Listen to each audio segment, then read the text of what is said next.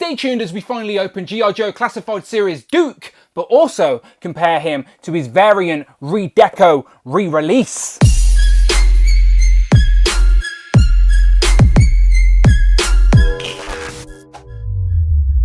How and welcome back to the channel, Dan Who Reviews. As always, my name is Dan W. Make sure you are following me on Instagram at It's Dan Who, and you can now hit that join button and become a channel member as well. Quite simply show some love or join the members club. Much appreciated. Today we continue our G.I. Joe June or G.I. June as we open more of my G.I. Joe Classified Series figures that I've just not got round to opening yet, unfortunately, but I have now created space in the display room for the collection so I can get them on the shelf. So I want to open some of these figures, and in front of me today it is the 4th of June, so here I have number 4, continuing looking at the good guys. I haven't got round to the bad guys yet, but we have Duke. And the advantage of being late to the party and reviewing these way behind everyone else is that I have both versions of Wave 1. This is the original release with all the gold deco. That was very controversial and people just didn't like it. They wanted more grounded colours closer to the original figures. So they gave us this redeco. Now it's not spot on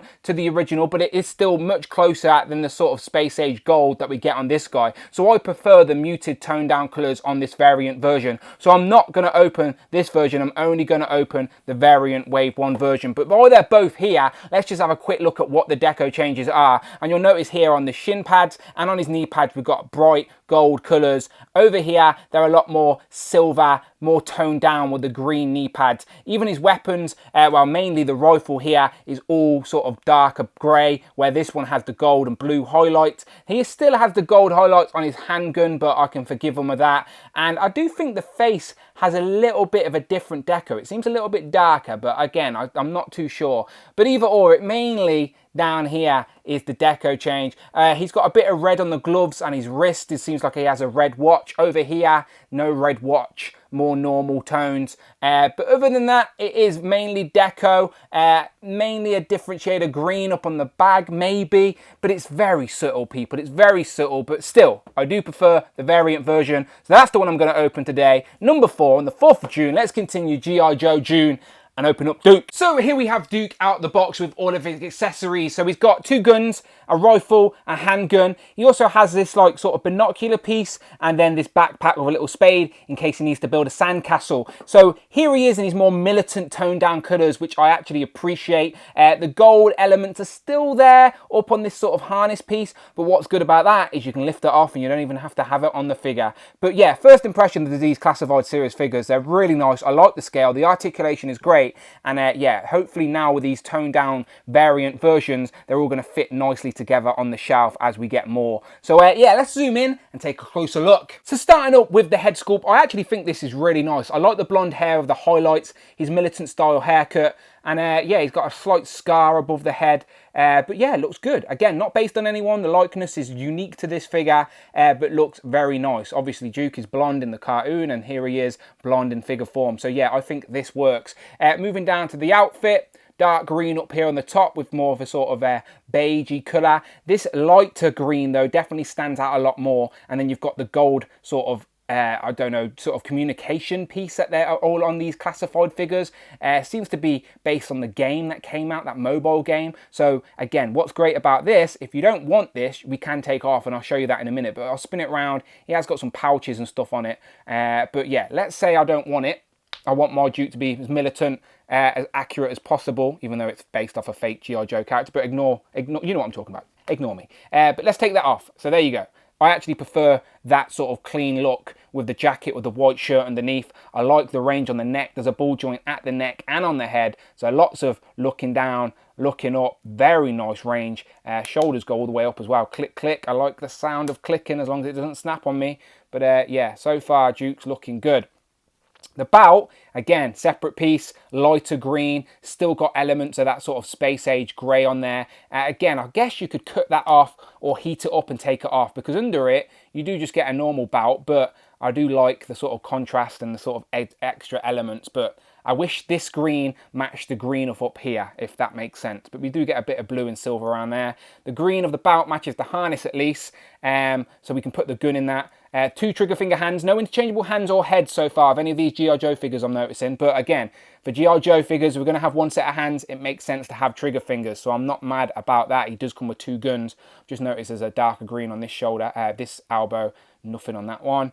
Down to the legs, this is where we get the muted tone. No gold knee pads or shin pads. Silver with a bit of dark green. And then we've got the brown boots. And again, look a lot more grounded, muted colours, works. So yeah, overall, liking the look of this guy. So let me zoom out and let's go through some accessories. So as I said, he's got a harness, which is pretty loose. It seems to be flopping around on the leg. But he does have a handgun. Where is it? There it is. So the handgun does still have a bit of gold on here, which I'm not mad about. It's fine, because I'll probably have it sit in the harness anyway.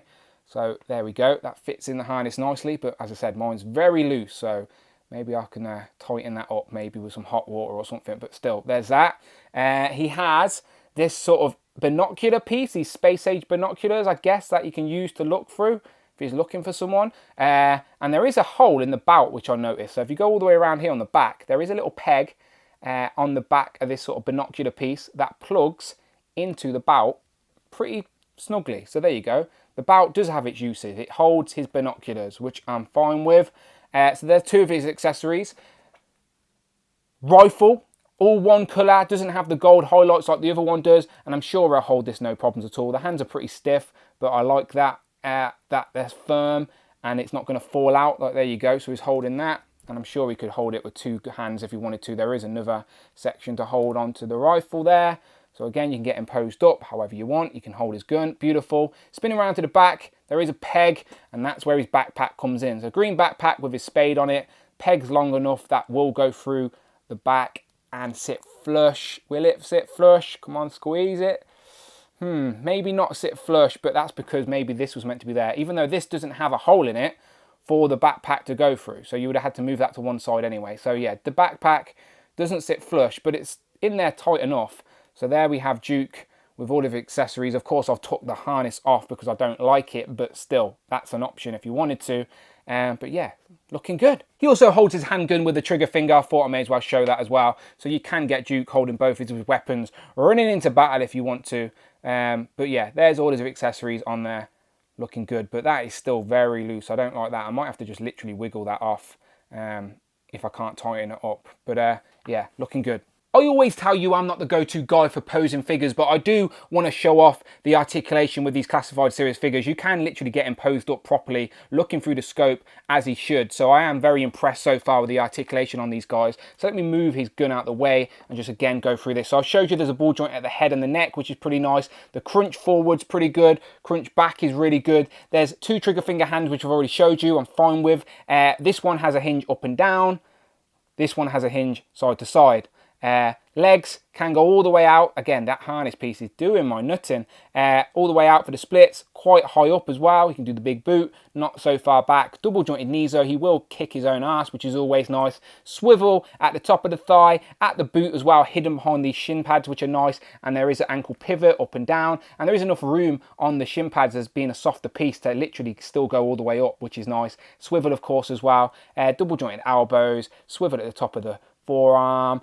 A butterfly joint sort of underneath there, sort of, if that makes sense. You can sort of see what I'm talking about. So there is some wiggle room under there. So yeah, the range on these guys is great. Like, no complaining for me in regards to articulation. I know for a fact with the type of poses I'm going to want to do, he's going to be able to get in. So yeah, I'm happy. And here we have Duke compared to the rest of the G.I. Joe Classified Series Wave 1 re-decoed variants. And I'm obviously opening G.I. Joe figures all month long. So these are just the first sort of bundle that I'm reviewing. Already a couple of reviews up on the channel right now. But check out the rest of the month for G.I. Joe June, or G.I. June. For our Marvel Legend comparison, here we have Duke next to Hellfire Hank, of course, and a Hand Ninja. And again, I'll keep saying it, but these classified series definitely fit in scale with your Legends. And you know me, I love when my universes can collide and all seem on theme. So yeah, I'm liking this. So final thoughts. I know I'm late to the party opening these G.I. Joes, but so far I've been very impressed with what I can see and their articulation and their range. Yes, we could get more accurate weapons for accessories and some interchangeable hands, maybe interchangeable heads, but again, I always say this, I'm spoiled with the accessories that we get with Marvel Legends. I sort of expect it on all the other lines I collect, which isn't always the case. But just as a figure that represents Duke from G.I. Joe, then I'm very happy. I reckon it looks great, especially now I've got the sort of muted colours, and I do think this will fit in theme nicely as I round out my Joes. So yeah, for me, I'm happy. You let me know what you think in the comments below. As always, did you actually like the gold colours on the first release, or you, like me, prefer the variant toned down colours? Let me know your general thoughts on these G.I. Joe Classified reviews. If you're still watching this, I assume you are interested in my thoughts on this line, so I will continue to open up more G.I. Joes throughout the month of June. So make sure you stick around on the channel, and please hit that subscribe button. Much appreciated. And also you can now hit that join button and become a channel member. Show some love or join the members club. Much